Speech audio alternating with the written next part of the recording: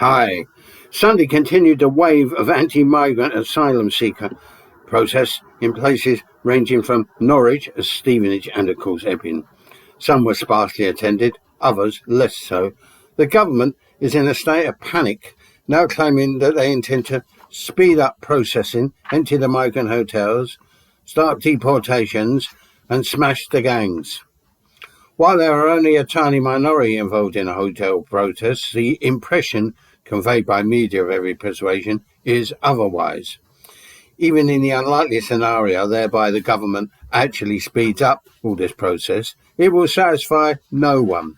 Already a wave of fear, loathing, xenophobia, far beyond any hotel protest, is engulfing wide segments of the population. It's not just the marginalised, ignored parts of the working class and the submerged third of the population who seem to be taking the blame.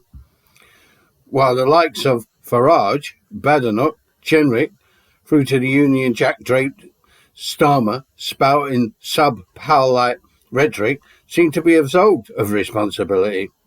Also the ultra-right, despite stepping up to the task with undisguised relish, are small in numbers, but expertly tapping into the toxic mood. But we all know this already. Any attempt by the ultra-right to march should be blocked streetwise. No way, however, should we allow ourselves to be manipulated and led down the garden path by the Socialist Workers' Party front groups such as Stand Up to Racism or Unite Against Fascism, the Stalino-Trotskyite equivalent of Patriotic Alliance, Britain First, and the now extreme right UKIP, all of whom, first and foremost, are looking for recruits for their respective authoritarian groups with totalitarian ideologies. Again, I cannot reiterate enough that so far, in response to all this statist garbage, most unusually, in fact incredibly, no anarcho-type currents, autonomous revolutionary anti-fascist groups have emerged to combat all this.